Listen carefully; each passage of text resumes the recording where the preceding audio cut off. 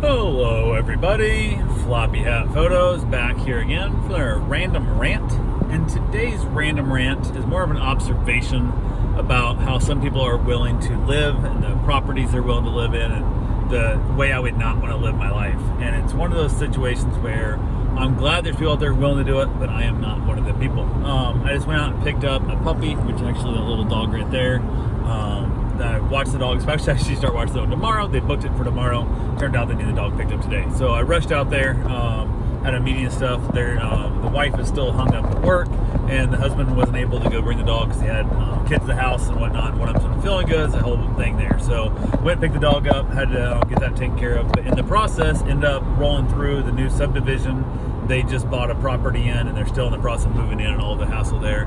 But it is the weirdest layout. Like, I know a lot of them they're trying to use up every square inch of property, and I have no problem with a two-story house. That doesn't bother me a bit. Not a problem at all. The part I have a problem here is the fact that the first house they're in, the front faces the street, not a big deal, and to the right side of the property, there's a full nice front porch. I'm a big fan of that, love that. To the right side of the property is a oversized driveway, let's say. It's not, might be 2 cars wide, but it's a real tight 2 cars. It'd be an oversized 1-car driveway, and it goes back, and they have a 2-car garage on the side of their house, which enters in. Great, no big deal. But on the opposite house, opposite driveway, also has a 2-car garage accessed to from that same driveway. And I started looking back, I'm like, is that houses behind there also? And there is. There's another 2 houses behind it. So 4 properties share 1 driveway. And I don't get it. There's going to be a lot of issues of people parking there. You're trying to unload your groceries, and you're going to have the issues and whatnot and whatever. And guests coming over, and they're going to park there, and somebody's going to be inside. I just had to run and get my keys, and you're blocked in. You can't get in, and it's just going to be a pain in the butt. One of those days, you're coming home, you're going to have to pee real bad. You're rushing home, trying to get in the garage. Somebody's got the driveway blocked, and then because they're only going to take, it's just an extra 2 minutes. The phone rings, they're in there longer, and blah blah whatever, that kind of thing. I'm not sharing a driveway with people. That right there is already enough an issue I do not want to mess with.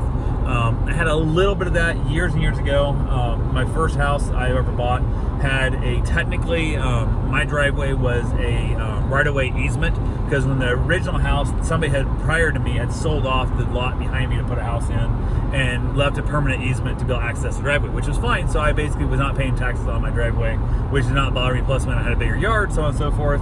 And in all the time of that, I don't know how many years we lived there. Of all the years we lived there, we was able to have no issue at all, except one time. There was only once, and that was, ironically enough, the neighbor that was blocking the driveway didn't even own the property either. The gentleman who actually owned the land was not blocking the property. It was the neighbor to the let's see, west of there. I didn't think it was direction my house set. So the neighbor to the west is the one actually blocking the driveway, and he tried telling me he had permanent easement, he could use it also. I said, use is one thing, block is not another. And I was asking him, like, hey, do you mind moving your car? I got to be able to get out, and there's no other way for me to get out. The guy was a dick. So I could see that being a situation, which was funny, because I was like, okay, what the hell's the deal here? We've been here for years, we've got along fine, and then the one day you start being an asshole, and apparently he was having some issues. I don't know what was going on there, but it all got squashed out, and it didn't matter. But other than that, I can see that being a situation with 4 houses. Everybody using that driveway, the only way in and out there. It just makes no sense. The other thing is, in front of each house, there is 2 black-topped parking spaces, parallel parking spaces in front of the house, and that's going to have to fit both front and back house. So if anybody else shows up, now you're looking out, and there's always going to be somebody parked in front of your house sideways. I'm not a big fan of that. Like, I just kind of not a big fan. But the real kick in the butt, the back house doesn't face the road at all. It actually faces the retention pond, which part of me is like, okay, it's not bad. I don't mind that. Except you can't look out your window and see if anybody pulls up. Like, you have no idea if somebody's there or not. And the real kick in the butt is the fact that your 2 back doors of your houses that come out, they're literally, I don't know, look like it was 18, maybe 20 feet apart, if that.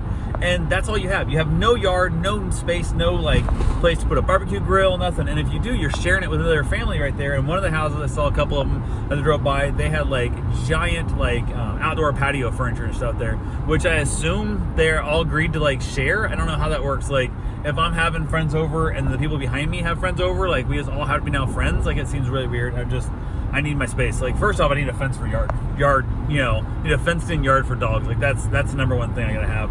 But I have to have some space, man. It's absolutely crazy. And then I don't know if I'd rather look at the retention pond and not be able to see the street when I'm, people are coming and going, or if they're actually be able to see the street, somebody pulls up to meet me, that kind of thing. It just, so many things about a house drives me crazy. And it's I'm glad there's people willing to live there. I can't do it. I don't see how people live on top of each other, but it's no different than living in an apartment with a patio, whatever, and nothing. And some don't even have balconies or anything kind of deal. I just couldn't imagine living that way. I really could. I lived in an apartment for, I don't know, it was about, I can't remember if it was a full year. I know I signed a year lease, but I think I might have left a little before my lease was up. He had somebody else that wanted to rent the place, and I offered to vacate before the year was up, I believe.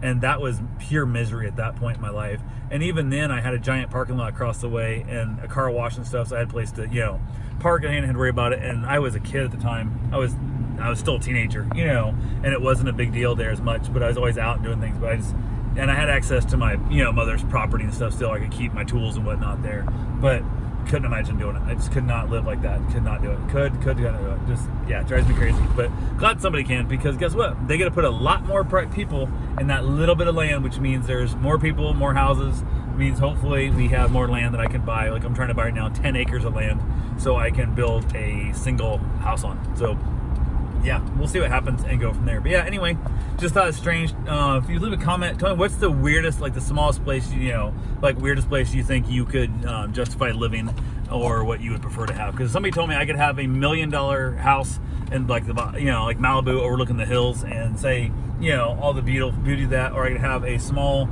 just a nice 3-2 with 1,000 acres in Wyoming. I'm taking the 1,000 acres in Wyoming with a nice 3-2 as opposed to the giant, beautiful views over top of a bay, looking at it with neighbors literally I can touch from my balcony. I don't want to touch their windows. So anyway, that's all I got for right now. I will talk to you guys soon. Have yourself a safe, wonderful day. Thanks for watching.